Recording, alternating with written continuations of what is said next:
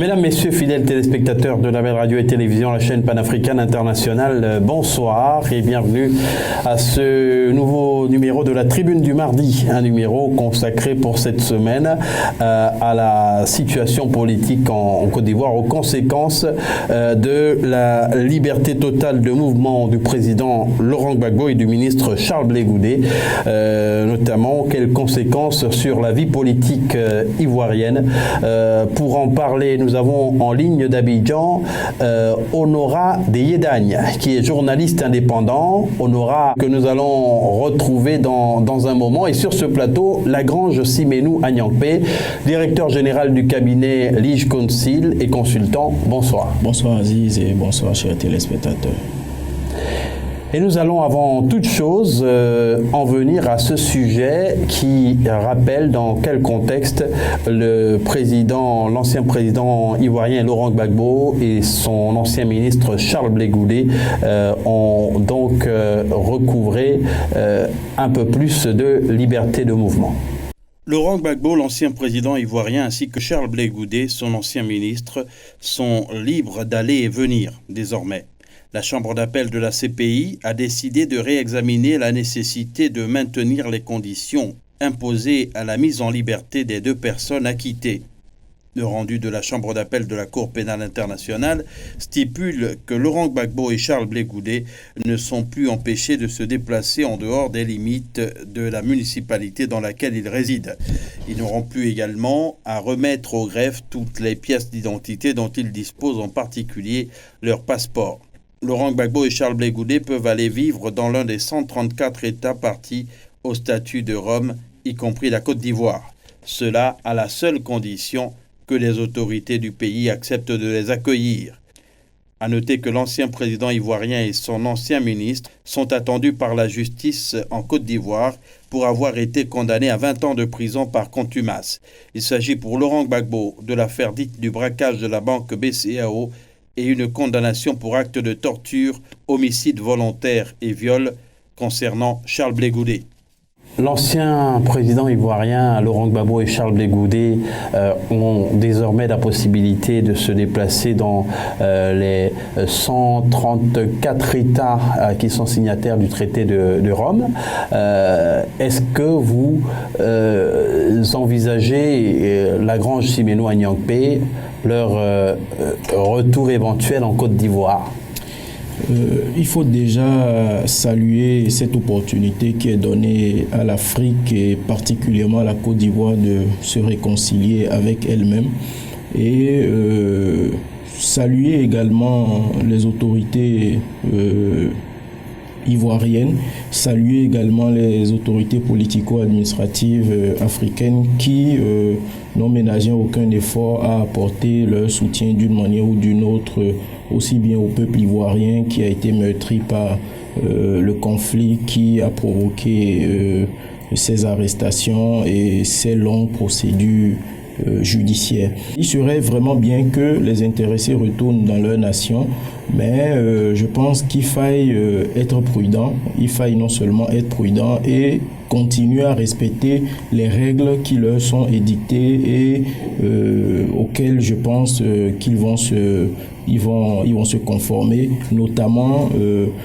que les autorités des pays où ils envisagent se rendent puissent accepter de les accueillir. Je pense que c'est un point sur lequel il faudra faire très attention. Si les autorités politico-administratives ivoiriennes acceptaient que leurs compatriotes puissent rentrer chez eux, nous en serons vraiment heureux. Je pense que ce serait une grande fierté, non seulement pour la Côte d'Ivoire et pour l'Afrique. Pour l'instant, Honora Deyedagne n'est pas là, mais à quoi devrait-on s'attendre, à Lagrange Simenou Agnankpe, lorsqu'on observe la situation actuelle? Il y a une condamnation qui a été prononcée en Côte d'Ivoire pour deux affaires distinctes, des condamnations à 20 ans de prison pour d'abord Laurent Gbagbo et ensuite Charles Blé Goudé. Oui, ce qu'il faut déjà dire, c'est que le président Laurent Gbagbo et le ministre Blé Goudé sont et ont toujours été des acteurs de la vie politique ivoirienne. Et depuis pratiquement 8 ans que ce procès dure, cela n'a pas émoussé leurs ardeurs ou leurs ambitions politiques. Donc, aujourd'hui, l'enjeu en Côte d'Ivoire, en République de Côte d'Ivoire, c'est la présidentielle d'octobre, du 13 octobre 2020. Et les intéressés pensent aussi bien, je pense, que leurs militants pensent qu'ils ont leur mot à dire et qu'ils ont une contribution à apporter dans ce processus-là. C'est vrai que le dépôt des candidatures, une date a déjà été fixée, même si elle n'est pas précise, elle doit se faire le mois prochain. Il y a des candidats à déclarer, mais les grands partis, quand je prends par exemple le PDCI et le FPI, n'ont pas encore, à mon humble avis, désigné leur candidat, même si le PDCI qui doit aller en convention bientôt pour l'investiture de son candidat est en train de faire savoir qu'il se pourrait que ce soit le leader principal de ce parti qui soit leur candidat. Je pense qu'il va falloir que nous puissions attendre encore quelques semaines et voir ce qui va se présenter. Toujours est-il que la population ivoirienne aujourd'hui ne pense qu'à ce que la paix soit préservée et à ce que elle puisse vraiment avoir une prospérité, continuer à vaquer à ses occupations dans la quiétude, dans la paix et pouvoir œuvrer à une certaine prospérité.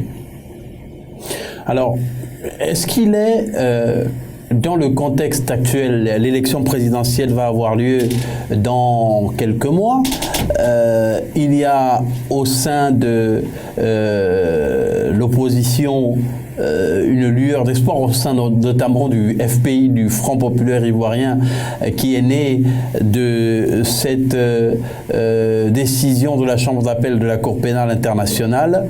Peut-on imaginer Laurent Gbagbo dans les starting blocks pour revenir en Côte d'Ivoire concourir librement?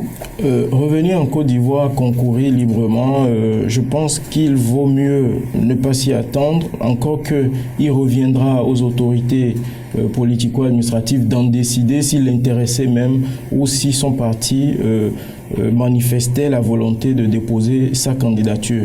Mais ce qu'il faut pas oublier effectivement, c'est qu'en Côte d'Ivoire, les 3 grands partis politiques que constituent le RDR, le PDCI et le FPI du président Laurent Gbagbo ont subi un certain nombre de modifications, ce qui fait que le paysage politique aujourd'hui se résume à des alliances et si on peut s'exprimer ainsi à des oppositions. Quand nous prenons le FPI aujourd'hui qui s'est allié au PDCI, le RDR du président Alassane Dramane Ouattara qui avait également pour allié par le passé le PDCI, le président Guillaume Soro, aujourd'hui est reformé et on parle de RHDP, du Rassemblement des Oufouettistes pour la démocratie et pour la paix.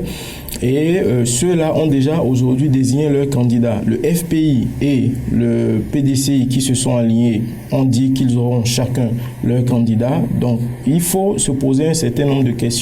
Est-ce que les alliances qui se font, même si aujourd'hui il y a le leader également du professeur Mamadou Koulibaly qui est en train d'émerger et qu'il ne faut pas aussi négliger, il faut se demander si il faudrait vraiment la candidature du président Laurent Gbagbo serait opportune. Je pense que non.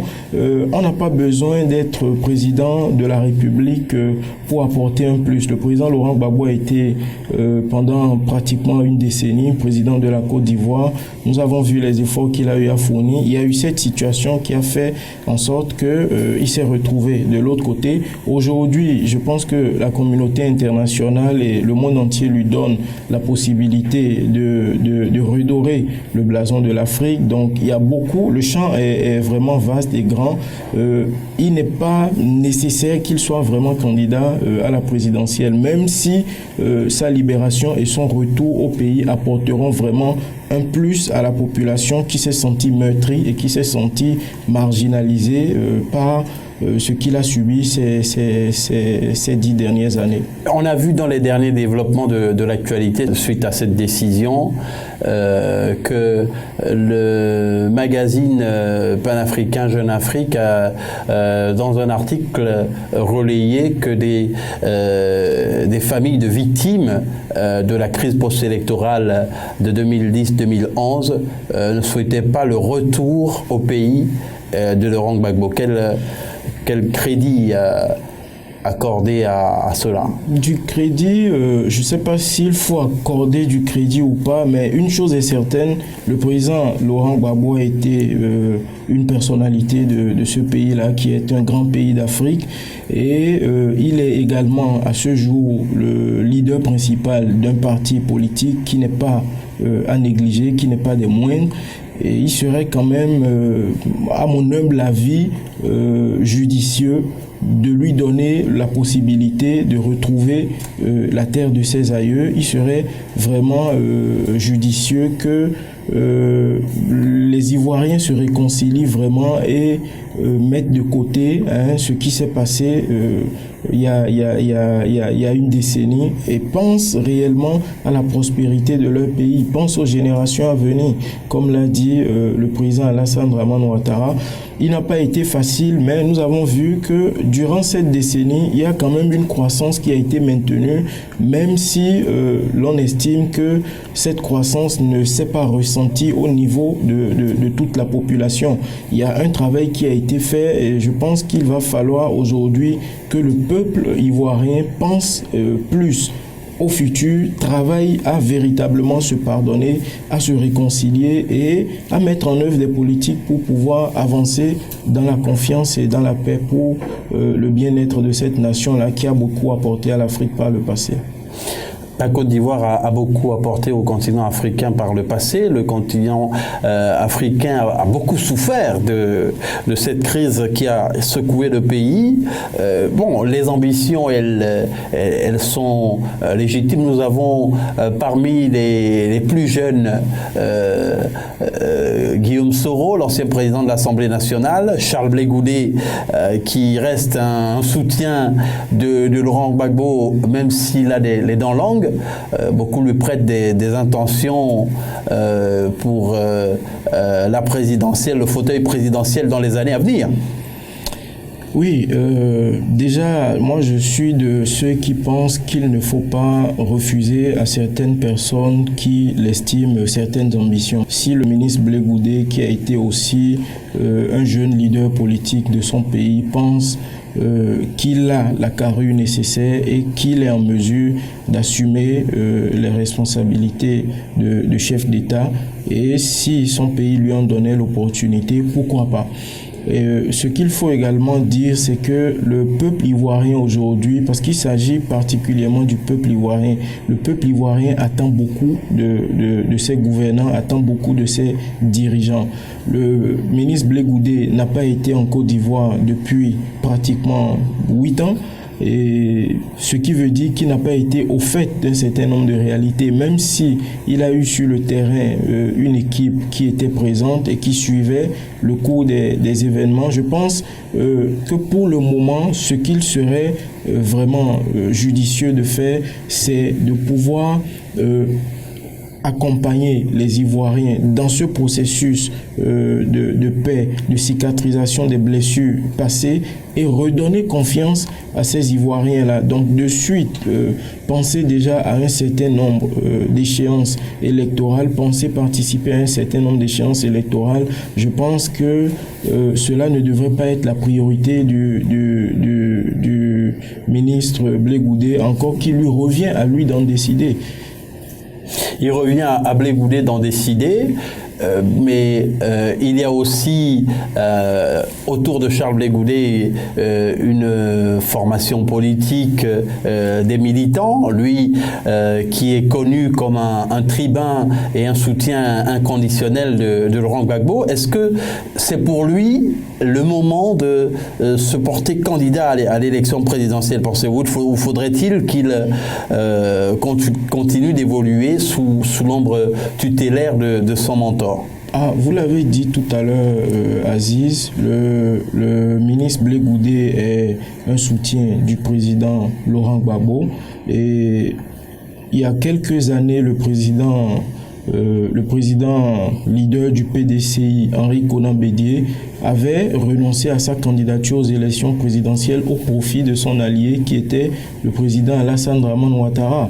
Donc aujourd'hui, est-ce que le ministre Blé Goudet il serait judicieux que le ministre Blé Goudet soit candidat aux élections présidentielles dans cet environnement, dans ce paysage actuel?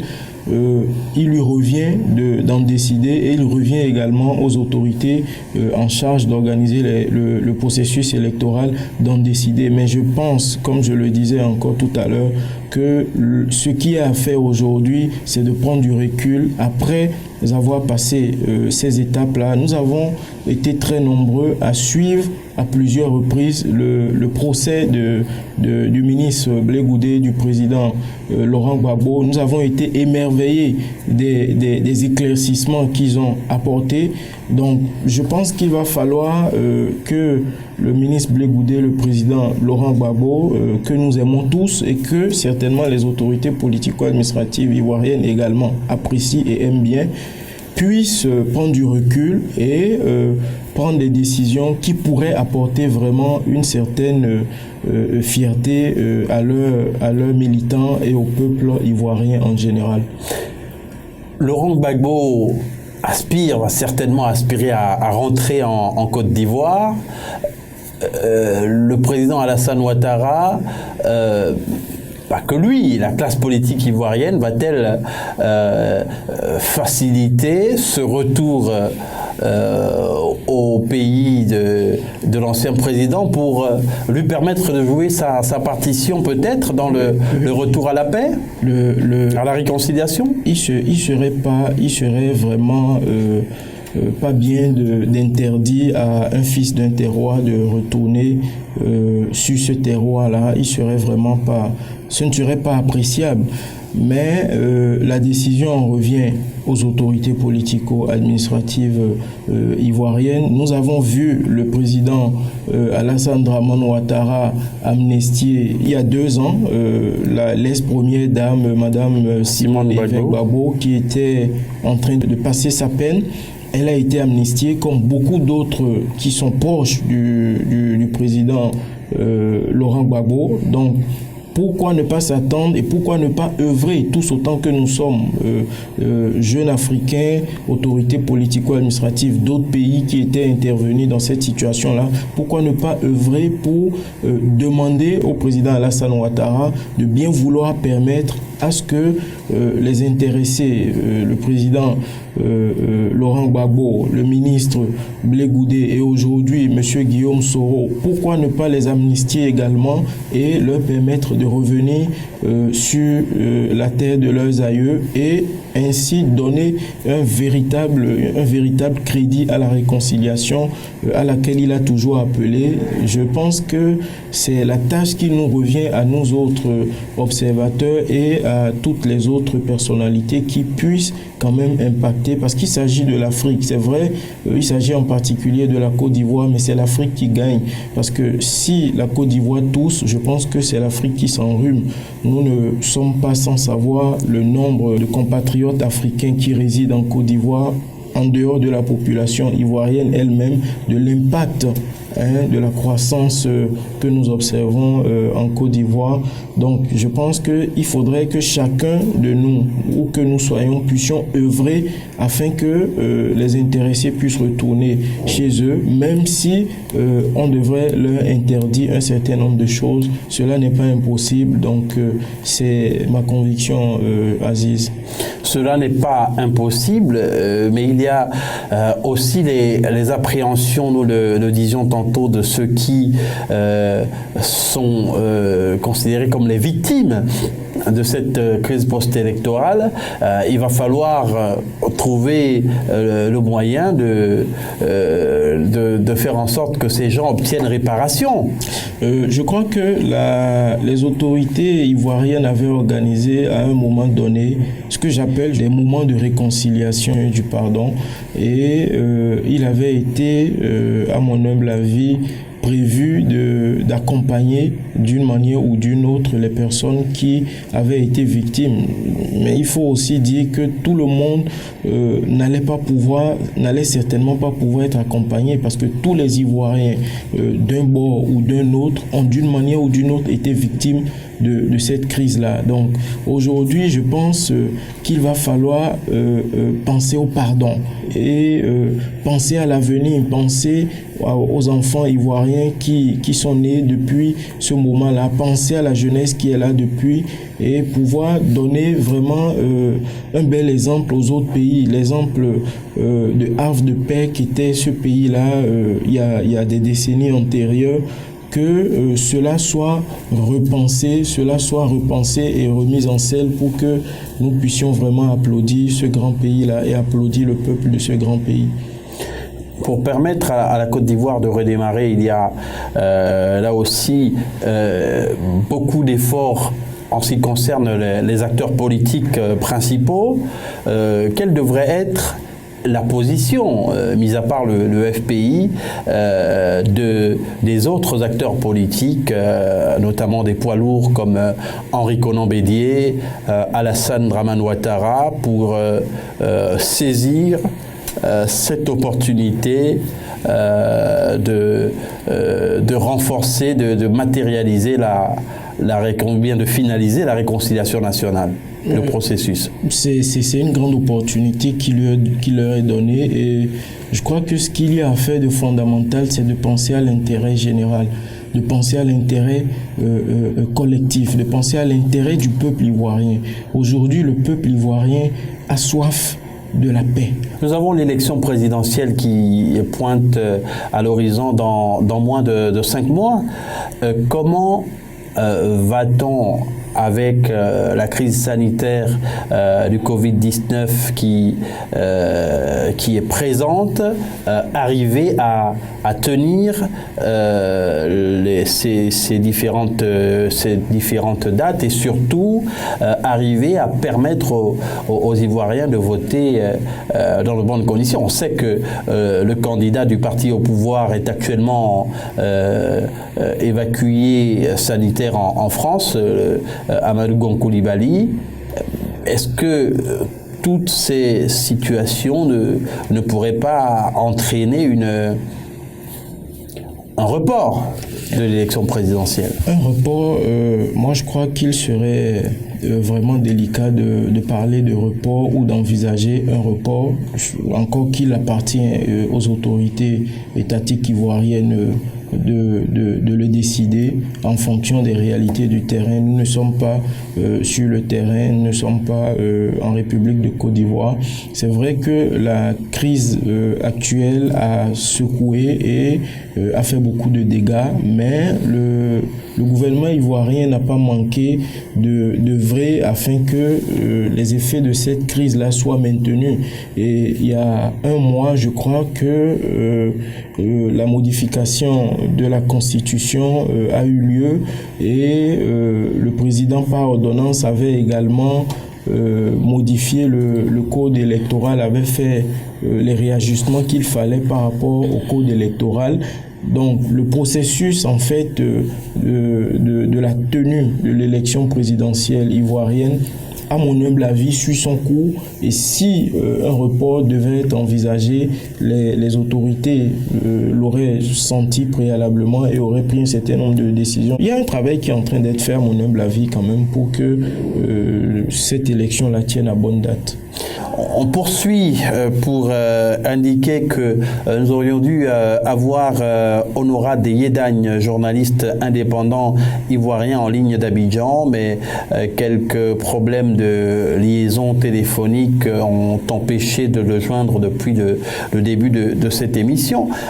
Nous avons en Côte d'Ivoire une situation économique qui est plutôt par rapport aux années antérieures et avant que la crise sanitaire du Covid-19 n'intervienne, une situation économique plutôt reluisante, mais qui se retrouve complètement, on va dire, ébranlée par le nouveau coronavirus. Oui, la Côte d'Ivoire n'est pas le seul pays à subir les affres de cette pandémie-là.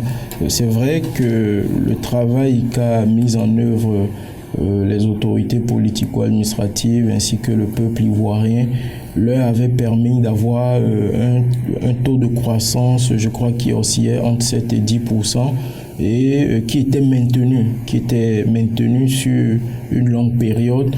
Et si aujourd'hui les productions agricoles subissent un coût et que le coût des matières premières à l'international aussi reçoivent un coût, il est tout à fait normal que la Côte d'Ivoire ressente les effets de tout ceci, mais cela ne voudrait pas dire que cela ne sera pas soutenu. Les effets peuvent être soutenus et nous avons vu ce qui a été fait par l'Union africaine et par d'autres institutions internationales, la Banque mondiale qui est allée à la rescousse de la Côte d'Ivoire, le FMI qui est allé à la rescousse et beaucoup d'autres partenaires qui sont allés à la rescousse pour leur permettre de pouvoir contenir les effets de cette crise. Donc je ne pense pas qu'il faille qu'il y ait une situation alarmiste. Les choses, à mon humble avis, sont en train de reprendre un tout petit peu et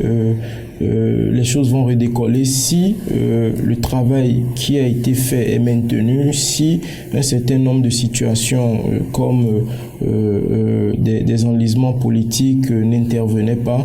Je pense qu'on peut toujours faire confiance à ce taux de croissance, pour un retour à ce taux de croissance-là d'ici là.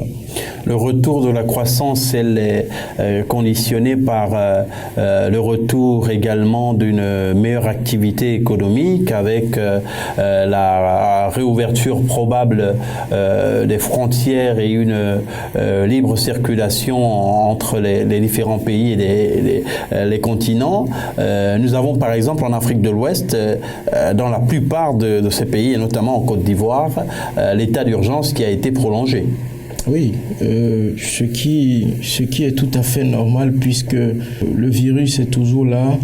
Donc il faut prendre les dispositions pour pouvoir sécuriser les populations. Ce sont des êtres humains qui sont des acteurs et qui font la production. Si l'on n'est pas en bonne santé, si les intéressés, c'est-à-dire la population, n'est pas en bonne santé, je pense qu'il serait vraiment difficile de pouvoir travailler à une production qui pourrait apporter une croissance. Que cela ait été prorogé, il y va de l'intérêt non seulement des populations concernées, mais aussi de l'intérêt de ces nations-là et beaucoup plus de la croissance économique.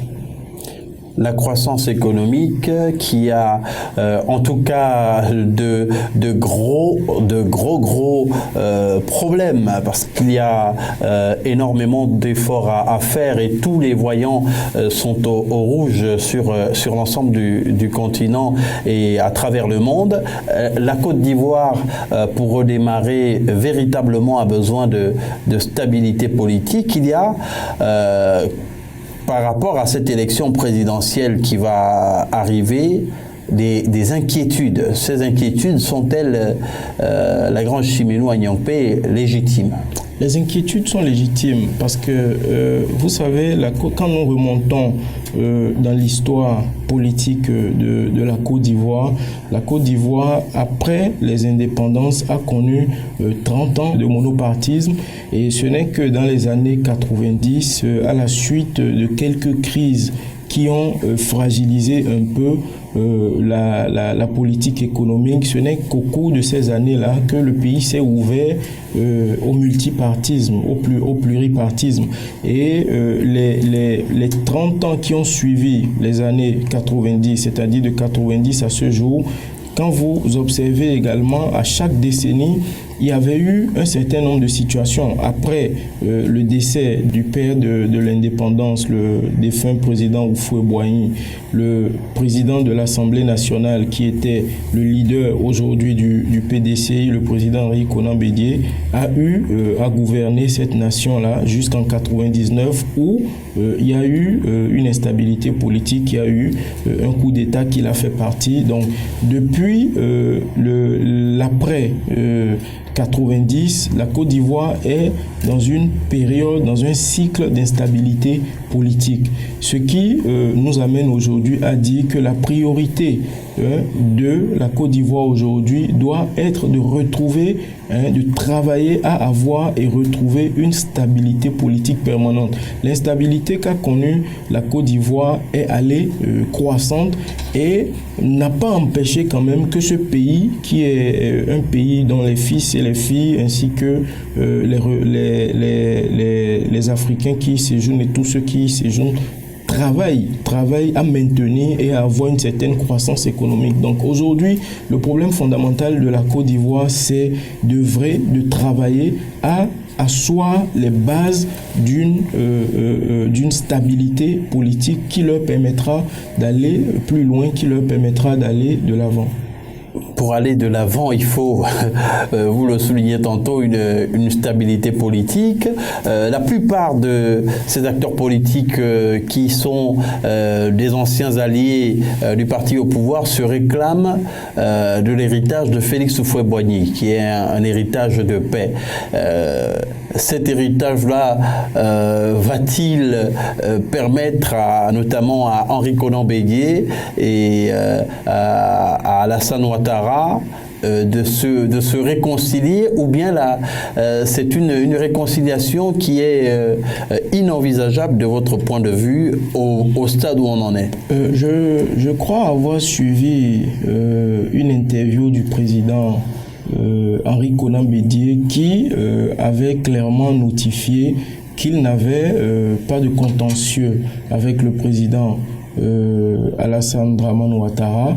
Donc, à mon humble avis, il n'y a pas de réconciliation à faire. Ce qu'il y a à faire, c'est de travailler à asseoir, de trouver le mécanisme, à asseoir les bases d'une stabilité politique pour ce pays. Aujourd'hui, le PDCI du président Henri Konan Bédié, qui a œuvré à l'avènement du président Ouattara, qui a œuvré à ce qu'il rempile en 2015, n'est plus sur le même diapason politique que le RDR du président et que l'alliance RHDP qu'a mise sur place, qu'a mis sur pied le président Alassane Ouattara avec d'autres partis politiques. Donc je pense que là, il y a un problème. On peut ne pas être sur le même diapason politique, on peut ne pas avoir les mêmes ambitions politiques, mais travailler à ce qu'il y ait une stabilité politique, travailler à ce que les générations à venir puissent bénéficier d'un héritage qui serait un havre de paix, comme vous le dites. L'havre de paix, l'héritage qu'ils ont obtenu au décès du président Houphouët-Boigny. Moi, je dirais aujourd'hui que cet héritage n'a pas été préservé. Ils n'ont pas réussi à préserver cet héritage-là, même si ces dernières années, nous avons pu observer une certaine stabilité politique, une certaine stabilité économique, mais quelles en sont les bases? nous voyons aujourd'hui que la situation, elle est délicate, elle est très délicate. Donc, il faille que le président Alassane Dramane Ouattara, père de la nation aujourd'hui, que le président Henri Konan Bédié, ancien président de la République et leader de l'opposition aujourd'hui, que le président Laurent Gbagbo, qui a bénéficié d'un acquittement, puisse véritablement rassembler le peuple ivoirien, puisse rassembler les fils et les filles de la Côte d'Ivoire, afin que de bonnes bases politiques soient données à ce pays pour préserver la stabilité, afin que ce qui s'est passé les dernières années, c'est-à-dire de 99 à aujourd'hui, ne se reproduise plus. Moi, je pense que cela est possible. Il faut juste y mettre de la volonté, il faut y mettre les moyens qu'il faut, parce que quand vous observez de près, vous vous rendez compte que ce conflit n'aurait pas dû avoir lieu. Le dernier conflit qui a amené ce long processus juridique, ce conflit ivoirien aurait pu être évité si on avait négocié. La négociation est l'essence même de la démocratie que nous prenons. Donc, il aurait fallu négocier, faire des concessions et, si possible, faire de grandes concessions pour qu'un certain nombre de choses soient préservées. Donc, à mon humble avis, aujourd'hui, c'est le challenge des leaders, des principaux leaders politiques ivoiriens, et particulièrement de ces pairs-là que constituent le président Alassane Dramane Ouattara, le président Henri Konan Bédié et le président Laurent Gbagbo. C'est un challenge qui est difficile à relever, mais qui n'est pas impossible à relever tout de même. Et il y a les plaies de cette grave crise post-électorale passée. Comment arriver à se mettre d'accord pour évacuer, pour justement évacuer toutes les questions en suspens, en rapport avec ces violences post-électorales. Parce que selon de nombreux témoignages, le problème... les problèmes liés à cette crise sont présents. Les problèmes sont présents, oui, mais je pense que pour y arriver, il faut pouvoir se retrouver et parler. Il faut pouvoir se retrouver. C'est donc le moment de se retrouver et parler. C'est le moment de se retrouver et parler, parce qu'il y a, au-delà de l'élection présidentielle qui est en vue et qui constitue peut-être un enjeu ou un défi, moi je dis le principal challenge, c'est de pouvoir poser les bases d'une stabilité politique. Et pour ça, il faille que les ténors que constituent ces trois chefs d'État-là puissent se retrouver et parler. Et cela n'est pas impossible. Se retrouver en terre ivoirienne et pouvoir véritablement parler, même si les points de vue, même si les visions ne sont pas les mêmes, il faille pouvoir se retrouver, échanger et se donner les moyens de pouvoir asseoir cette base-là qui constitue la confiance, de pouvoir asseoir cette base-là pour pouvoir donner à ce pays et au peuple particulièrement une certaine stabilité politique qui leur permettra de grandir dans la sagesse et dans une certaine croissance économique. Il y a la décision de la Cour pénale internationale qui intervient, de la Chambre d'appel de la CPI qui intervient à peu près un an après que les deux hommes ont été acquittés. Qu'est-ce qui peut expliquer ces hésitations de la Cour pénale internationale? Je ne saurais répondre convenablement à cette question, mais ce que je peux dire, c'est que chaque structure a ses règles, chaque structure a ses procédures. Certainement qu'ils sont en train de suivre les procédures qui sont les leurs, et aujourd'hui, je crois avoir lu récemment que un certain nombre d'audiences devaient se tenir, mais la pandémie actuelle fait que ces audiences ne pourront pas se tenir et n'ont pas pu se tenir. Donc, je crois qu'il faut pouvoir faire confiance, même si l'on est sceptique. Vous parlez des audiences foraines ? Non, des audiences du président, des audiences en appel du président Laurent Gbagbo et du ministre Charles Blé Goudé devraient se tenir récemment au niveau de la CPI, mais n'ont pas pu se tenir en raison de la pandémie actuelle. Donc je pense que c'est vrai, les procédures juridiques, la plupart du temps, sont très longues. Même si on veut les accélérer, il faut veiller à ne pas tomber soi-même acteur de la loi et garant de la loi sous le coup de ces lois-là. Donc la CPI est en train de suivre certainement ces procédures et n'a pas manqué quand même de montrer un tant soit peu sa crédibilité, même si elle était décriée par-ci et par-là. La Cour pénale internationale, qui a aussi été parfois critiquée dans ce dossier, c'est quand même un procès fleuve, 10 ans. Est-ce qu'il faut parler de procès fleuve? C'est vrai que beaucoup auraient aimé voir d'autres personnes également accusées, inculpées, mais il en revenait à la Cour d'en décider.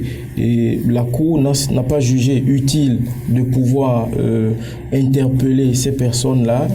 Bon, est-ce qu'il faut pour cela dire que la Cour n'a pas été juste ou n'a pas été raisonnable? Je ne saurais le dire, mais ce qui me réjouit aujourd'hui, c'est la décision que nous avons qui est la liberté de mouvement des intéressés. La première décision a été l'acquittement. Et aujourd'hui, nous sommes acquittement prononcé depuis le mois de janvier 2019. Aujourd'hui, nous sommes à une liberté de mouvement dans plus de 100 pays.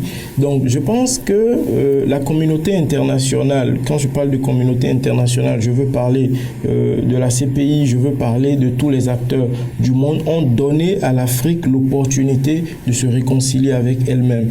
Le moment n'est plus à regarder ce qui s'est passé, à chercher à savoir qui a été biaisé, qui n'a pas été biaisé. Mais le moment aujourd'hui est de trouver les moyens de se donner confiance et d'asseoir, le moment est d'asseoir des mécanismes pour que nous puissions aller de l'avant et oublier un tant soit peu ce qui s'est passé par le passé.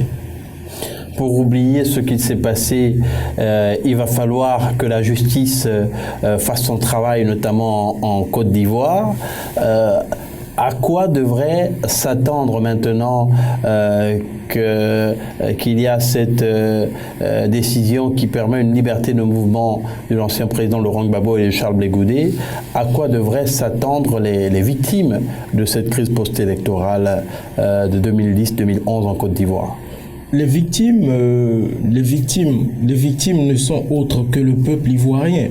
Et à mon humble avis, la décision, sinon les décisions qui sont rendues aussi bien par la CPI que par les tribunaux ivoiriens sont des décisions de justice. La justice a dit le droit. Les victimes, aujourd'hui, comme je le disais, aussi bien pour les ténors ivoiriens que constituent ces anciens présidents-là, la victime que constitue le peuple ivoirien aujourd'hui doit pouvoir penser ses plaies, doit pouvoir regarder de l'avant. C'est vrai, elle est peut-être dos au mur aujourd'hui, mais elle a son destin en main et elle peut rebondir, elle peut prendre la décision de pardonner, d'oublier ce qui s'est passé et de construire maintenant un futur nouveau qui pourrait vraiment lui permettre d'être en paix avec elle-même et de pouvoir véritablement montrer aux autres nations, à la communauté internationale que c'est possible de se pardonner, c'est possible d'avoir subi des situations, c'est possible d'avoir traversé des situations véritablement difficiles et de pouvoir également donner le meilleur de soi-même. La Côte d'Ivoire est en train d'aller vers l'élection présidentielle.